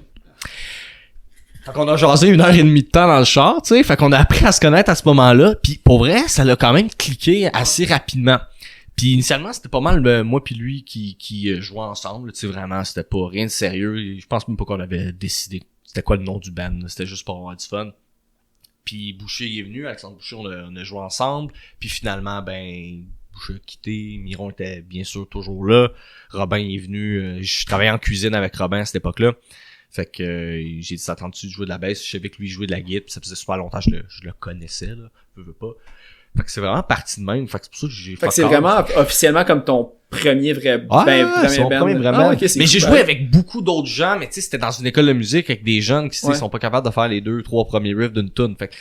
Mais c'est rare quelqu'un qui étudie sitôt en musique a pas eu comme 75 bands en même temps ou des trucs de même. En tout cas, tu sais, je dis, c'est souvent le pattern quand je recherche sur des groupes. Dès que quelqu'un étudie en musique, en secondaire 4, c'était déjà son 7e band, puis il en roulait 4 en même temps, puis Mais en fait, plus j'y pense, plus c'est pas vrai dans le fond. J'ai joué avec des gars. Moi, j'allais à un collège privé qui s'appelait Charlemagne, puis j'avais des chums. En fait, le frère de Kevin Chartré de Beyond Creation, dans le fond, il y a un jeune frère qui est de mon âge, Alex Chartré, et lui il allait à Polyvalente de Saint-Bruno, puis il m'avait dit hey, on a besoin d'un drummer, tu veux-tu venir faire secondaire en spectacle avec nous? Puis j'allais même pas à cette école-là, c'était vraiment drôle. Est-ce que vous avez gagné? On n'a pas gagné, mais je me rappelle on a un peu niaisé parce qu'on avait dit on a juste une toune et juste un peu longue, mais finalement on a caché 2 tounes dans notre set. Fait qu'on a fait 2 tounes en live devant tout le monde, puis ça gueulait pas mal, c'était vraiment un méga clash devant tout le monde qui arrivait avec leur trompette, leur trombone puis leur tune pop. Fait que ouais, I guess ça serait ça mon expérience de band avant Carcajou. Ok, c'est bon.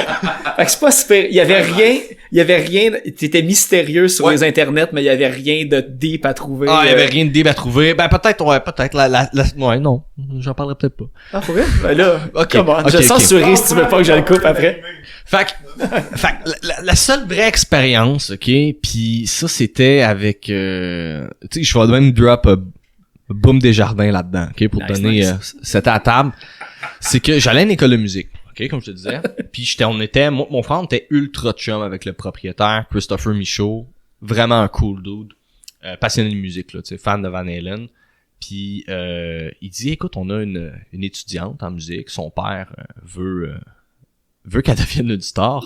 Et ils ont comme produit un album. Puis là, tu sais, il nous a fait écouter le premier album. Puis écoute, c'était karaoké style midi, là. Fait que oui, tu l'entendais chanter, mais la musique, c'était vraiment genre camping, là. C'était vraiment, vraiment de la merde. Puis lui, il a refait toute la musicalité au complet. Et il a dit, ben là, ils ont besoin de musiciens parce que le père veut que la fille elle fasse, tu sais, une tournée puis tout.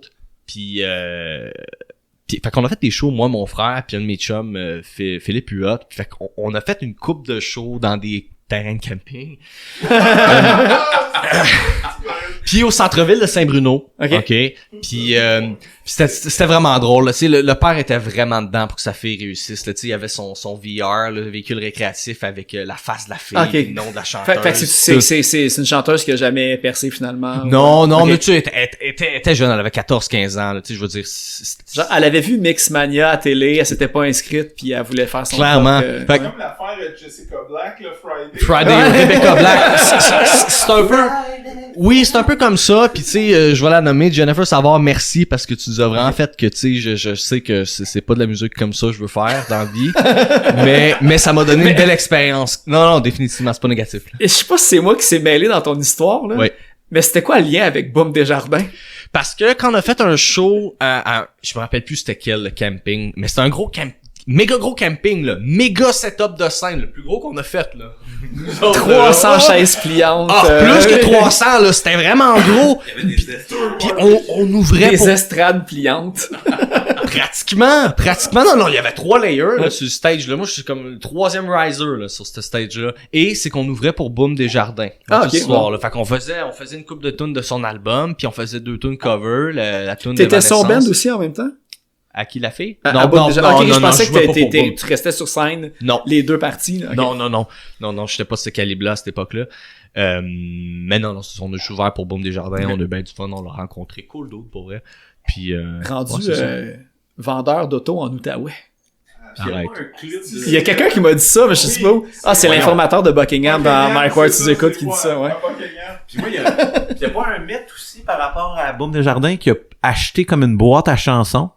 Lui, qui est comme dans un band québécois, puis il est chanteur, puis il a transformé ce bar-là en boîte à chansons en club de douchebag.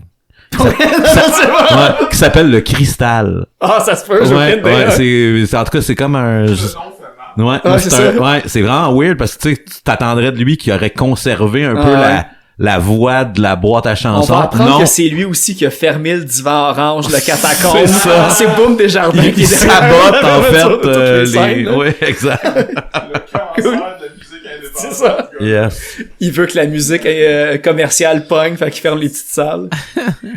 On a parlé aussi, tu sais, de Charles Toomera, que le CD est notre centre de table en ce moment. Oui. Moi, c'est à cette époque-là que je t'ai connu, dont justement des spectacles dans la cour à Julie Bougie qu'on a nommé aussi précédemment. Puis ça me gossait, ça faisait j'écrivais une couple de nos amis communs, parce que j'étais comme mais semble il y avait d'autres choses, c'est quoi les autres bands pis tout. Puis là je vais remercier Max Real en fin de semaine qui a dit ben oui, il y avait Trachéo aussi. Oui. Là j'étais comme c'est ça le band que je cherchais, mais je te connaissais pas à cette époque-là. C'était quoi? Tu sais, c'était comme nouveau métal un peu, c'était dans cette période-là. En fait, c'était n'ayons pas peur de la vérité, c'est que en fait tous les gars de ce band-là qui étaient des gars de Saint-Eustache qui étaient tous des étudiants du cégep Lionel-Groulx où que j'allais à l'époque, c'était tous des fans de Mudvayne. Puis c'était du temps d'album LD50. Puis écoute, on a décidé, on a fait hey, on trippe tout sur ce band-là, c'était comme très nouveau là à l'époque là, puis on s'entend là, tu sais Mudvayne j'emprunte le gag à ce que un meme que j'ai vu sur internet, mais tu sais Mudvayne c'était Slipknot avec des basslines de Seinfeld. C'était vraiment ça. Puis moi je trouvais ça malade, le genre de encore une fois tu sais on voit que ça gravite dans tous les projets que j'ai été, le paradoxe, tu sais la dichotomie. Moi ça me stimule à l'os musicalement là. Fait que c'était 3 gars, il y avait Olivier Hottin, ça nous prenait un bassiste évidemment qui était comme killer là, fait que lui il faisait sa technique en musique au Cégep Benilgrou en bass. Puis les deux autres, Mathieu Bergeron puis Philippe Pellerin, que je me rappelle pas il étudiait en quoi, mais il était pas en musique, mais Mathieu Bergeron, il avait construit en fait dans le garage de sa mère un studio, puis c'était là qu'on jammait, puis c'est là que ça a commencé Trachéo. C'était-tu ton premier band, Trachéo? C'est-tu là que t'as commencé à chanter ou t'as d'autres choses avant? Parce que je t'ai jamais connu pas bon chanteur, tu sais. Fait que je veux savoir d'où que ça part, là. Écoute, non, je pense que c'était... Avant ça, j'ai eu comme des...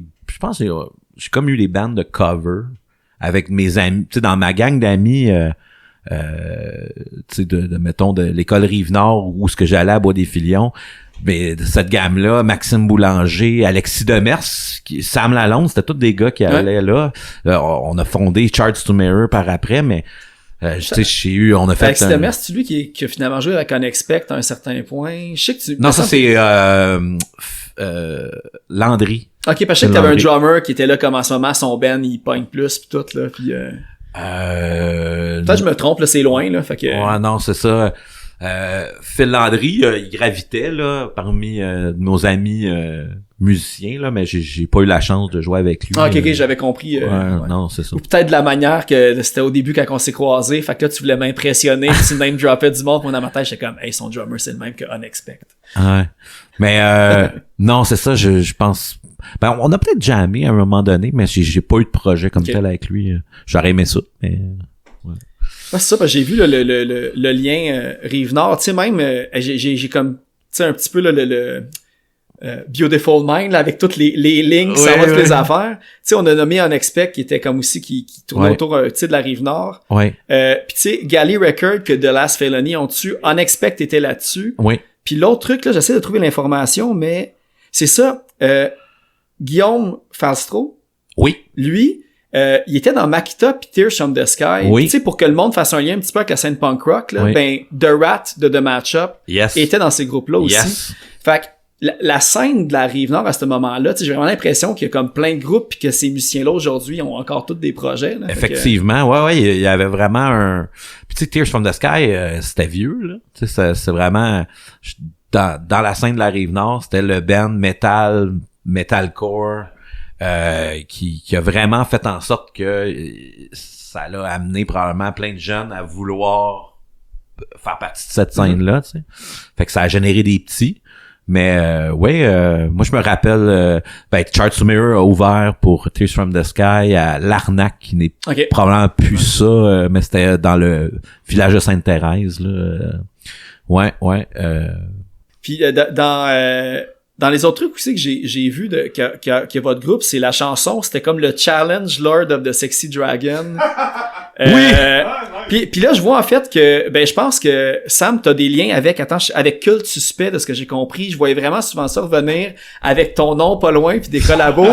Fait que je sais pas si tu veux parler un petit peu de j'imagine que c'est un projet d'un de vos amis. Puis, c'est Alex Boucher encore. Ah, pour vrai? Ouais, ok, je savais pas. J'aurais dû faire un podcast Alex Boucher. Alex Boucher. Mais c'est parce que Alex Boucher, c'est mon meilleur chum, mais on s'est connus au secondaire. On écoutait du Korn ensemble, on s'habillait dans les Adidas. Mais fait que ça remonte de loin, là. Mais non, c'est ça, Culte Suspect, en fait, c'est son projet hip-hop. Alex, tout le temps trippé sur le hip-hop. Puis et metal, mais en fait, c'est un amoureux de musique. Puis ouais, c'est ça, c'est juste encore un autre genre de concept. Alex,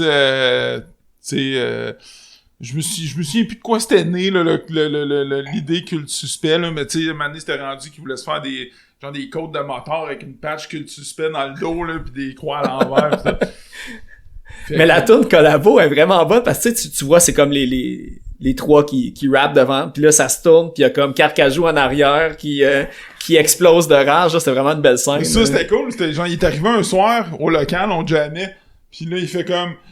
Hey les gars, on fait, tu sais, il nous montre le challenge. Un mash-up. C'est ça, tu sais, pis il dit, êtes-vous capable de jouer le riff de ce qu'ils font, tu sais, pis c'était super niaiseux, là. Fait que là, c'est comme, ah, let's go, tu sais. Pis je me souviens qu'il y avait une grosse réponse. C'était supposé être un genre de concours, cette affaire-là, mais finalement, c'est juste mort dans l'œuf, tu sais. Ben... Vous étiez les seuls participants au concours. Non, il y avait du monde en salle qui avait participé. C'était pas juste des rappers, vu que c'était comme pas mal leur communauté, là. Mais nous autres, on était pas mal des Tu sais, on est outsiders. Mais c'était quoi le challenge, en fait? C'était Lord of the Sexy Dragon, il y avait un verse, puis sur les réseaux sociaux... Ouais, c'est ça, c'est pas pour les doux. Ouais, c'est pas pour les doux, exact. Puis il invitait en fait les gens à faire leur propre verse, mais en gardant en fait comme ligne directrice, pas pour les doux, qui était comme la ligne, si tu veux, le refrain. La en trame guillemets. narrative. Exact. Fait que, tu sais, là, après ça, sur leur site, t'avais comme plein de monde qui avait posté leur propre, si tu veux, featuring. Là, comme un cypher, mais décomposé, tu sais, déconstruit. Fait que tout le monde participait à cette toune-là, en quelque part. Ça faisait comme une grosse toune, tu sais. Ben, en fait, d'autres trucs aussi, c'est, je sais pas si Jonathan, comme tantôt, quand on a visité mon magnifique sol, t'as remarqué que j'ai une de tes toiles. C'est-tu encore quelque chose que tu fais? Tu fais-tu des expos, des trucs de même? T'en as fait au brouhaha? Ouais, non, que... justement, c'était comme la dernière passe où que j'étais vraiment prolifique. En fait, j'ai perdu j'avais un atelier dans Hochelaga. Puis là, tout récemment, j'ai rembarqué dans un atelier, mais c'est tout récent. Non, j'ai comme eu un genre de léthargie, je te dirais, au point de vue de ma pratique artistique en bidimensionnel. Là. C'est vraiment ça, la peinture puis tout ça. Puis en fait, j'ai toujours été un peu comme ça. Moi, c'est tout ou rien. Puis j'ai des passes où que ça fleurit puis que ça bourgeonne mes idées. Ouais, parce que t'as fait quand même quelques pochettes là, pour des singles, me semble, là, d'autant de nous étions, je pense, de Carcajou. Là. Non, nous étions, non, c'est ça, c'était une photo, mais Carcajou, c'était la copine à Florent. Il y avait pas comme le single Évasion, on dirait comme une espèce de... Oui, ça c'est vrai, ouais. Mais ça, c'est, en fait, c'est ça, c'était des essais que j'avais fait à langue de Chine, puis j'avais tout conservé, en fait, ces travaux-là, fait que j'avais comme une banque, si tu veux, d'images que c'était moi qui avais produit, là, mais non, effectivement, là, j'ai pas... j'ai comme une petite léthargie, là, je te dirais, dans les dernières années. C'est pas quelque chose que je suis fermé, c'est juste que c'est ça. On dirait que je suis en période de dormance, comme le Carcajou. Si tu cherches une place, je peux être ton mécène, puis je te prête mon sous-sol, puis mon atelier. Nice. Il y a la petite porte en arrière, je vais te donner la clé, puis tu viendras comme t'inspirer pendant que je suis en télétravail, puis que j'écoute The Office en haut. En même temps, ce qui me décourage, c'est que mon partner de job et coloc, Mathieu Cardin, est un artiste en plein essor, puis je regarde ce qu'il fait, puis je fais comment, tu sais, lui, vraiment, il se dévoue à 100% dans une démarche, puis j'étais comme, tu sais, on parlait du syndrome de l'imposteur, mais j'ai un peu ça, tu sais, je me dis, si je me donne pas à fond là-dedans, tu sais, ça vaut-tu vraiment la peine que je fasse quoi? Fait que, avant d'avoir vraiment le déclic. Ouais, le déclic puis l'investissement, je pense que ça va être sur la glace, mais la porte est jamais fermée totalement. OK. Ouais. Ben, je sais pas si vous autres de votre côté, là, je sais qu'on en a parlé avant l'enregistrement, mais évidemment, si vous voulez acheter la musique de Carcajou, tout est digital. Yes. Il y a pas comme de CD ou d'album, fait qu'aller payer, là, je pense que c'est 5 ou 7 dollars, selon le EP. Yes. Ou c'est Pay What You Can. Pay What You Can, ouais, c'est ça. Ouais. Fait que je sais pas s'il y a des trucs comme en début d'année que vous pouvez plugger, des spectacles ou... De ce que je peux voir, il y en a, mais personne connaît les dates. Mais notre album est disponible sur toutes les plateformes de streaming qu'on connaît, sauf YouTube, potentiellement. On l'a mis sur YouTube, le nouvel album. Bon, YouTube Music, dans le fond. Non, c'est juste... Non, je pense que c'est l'image du vidéo. Magnifique. Fait que l'album est disponible sur toutes les plateformes en streaming. Fait que vous pouvez nous encourager aussi là, si vous voulez pas dépenser de l'argent, mais s'il vous plaît, achetez l'album. Ouais. Juste l'écouter, puis encourager la musique indépendante, puis essayer de faire connaître puis jouer dans des bands, tabarnak, puis comme faites de la musique, écoutez-en. Encourager la scène locale, comme on dit souvent. Puis là, en plus, je pense que, tu sais, mettons, je te dirais que les prochaines années ou deux, tu sais, vont être comme super florissantes pour la musique indépendante, parce que tu sais, vu COVID et compagnie, puis toutes les cancellations de shows, puis tout, tu sais, que le monde va pouvoir aller voir, c'est des petits shows dans des petits bars, tu sais, puis découvrir des artistes, tu sais. Pitbull viendra pas au Centre Bell la semaine prochaine parce que son show il est reporté jusqu'en 2024, tu sais. Malgré que Ricky Martin puis Iglesias, c'est à cause d'eux autres que le gouvernement a eu de la pression pour finalement on va ouvrir les petites salles de spectacle, parce que là on voyait 15 000 personnes au Centre Bell. Merci Enrique. Hein? Fait que Pitbull prévenir, puis il va faire un autre coche de plus. On est allé faire un show dernièrement à Sherbrooke, tu sais, puis avec des bands bizarrement, on n'avait jamais entendu parler avant ça, puis pour vrai, on a eu la gueule à terre, là, à l'ombre d'Emera, puis Intonate, ouais, c'est ça. À l'ombre de Demira? À l'ombre d'Emera. OK. Puis Intonate, puis un band de Québec à l'ombre d'Emera, Intonate, un autre band du 300, là, du 3e étage de la cité. Puis ça faisait longtemps que j'avais pas eu du fun, hein, tu sais, d'aller dans un show, puis de filer de la musique, puis de juste Chris d'avoir du monde avec la passion de la musique, puis Chris, moi ça a vraiment kickstarté. Mais ça a kickstarté de quoi qui était comme mort depuis 2 ans parce que je suis juste chez nous à jouer à Minecraft puis à me saouler la gueule tous les soirs. Puis genre ça a vraiment fait du bien comme de revivre un peu. Ouais, de se décrouter un peu puis de retourner à ce qu'on aimait là. Fait que dans le fond, let's go, tu sais, tout le monde, même peu importe, je suis sûr qu'il y a de la musique pop indépendante qui doit être intéressante à aller voir puis voir des shows de ça. T'sais, peu importe ce que le monde écoute, c'est juste d'aller encourager des petits bands puis d'aller à table de merch parce que le gros avantage des tables de merch, c'est que tu payes pas de shipping. Le gros pain in the ass quand tu te commandes un t-shirt ou un vinyle, c'est que tu payes autant de shipping au Québec. Ouais, c'est ça. Hey, est-ce que vous avez encore des t-shirts de Carcajou? Moi, j'en ai un, mais je le trouvais plus comme en vente non plus. Tout a été donné, mais écoute, tu sais, on a comme abandonné de faire, mettons, des copies physiques de nos albums, mais je pense que ça, par contre, je pense que les gars peut-être sont pas fermés que, tu sais, mettons, fait qu'on ferait probablement sous peu des nouvelles batches, écoute, parfait. Avec des nouveaux designs, qui sait peut-être... C'est-tu un crâne de Carcajou qu'il y a sur le OK, parfait. Ouais. Ouais. Ah, avec les lettres déconstruites, là, puis... Non, c'est parce que... Une pacane, ouais. Mais c'était Ellie Chaps qui a fait beaucoup de design pour la scène montréalaise DIY. Okay. Si tu regardes beaucoup de flyers, des productions, c'est des... Ouais, exact. Okay. C'est un gars qui est très prolifique, là, artistiquement parlant, puis d'ailleurs, on le salue. Salut, Ellie. Eh ben, c'est pour vous autres, je sais pas si vous avez d'autres trucs à plugger. Moi, ça fait pas mal le tour. Je fais du trafic humain. Non, écoute, on voulait te remercier de nous avoir invités. C'est vraiment cool. Puis ça a été agréable de se remémorer l'ancien temps, puis de ressasser justement des vieilles anecdotes et tout ça.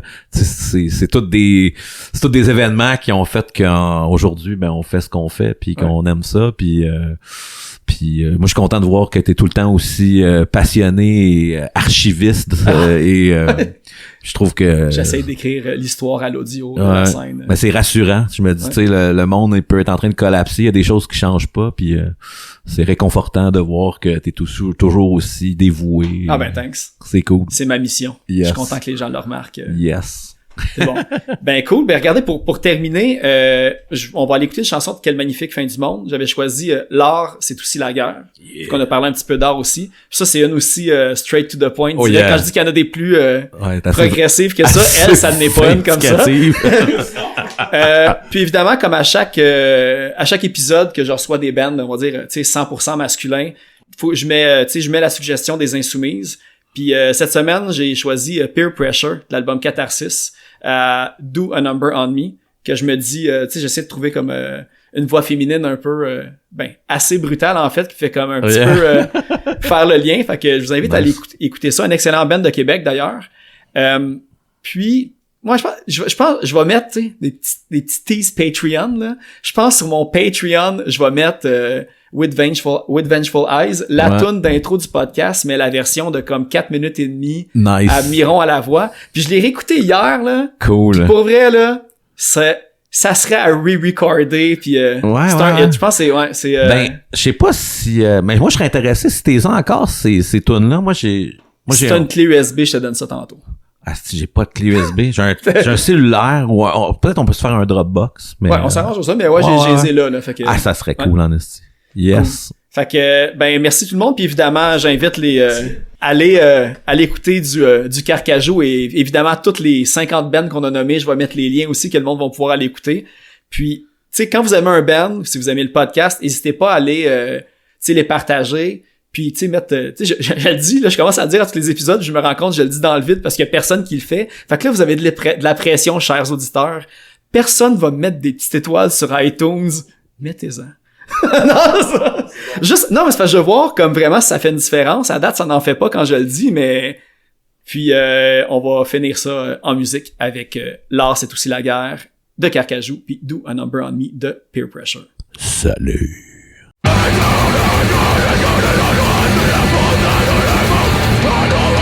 I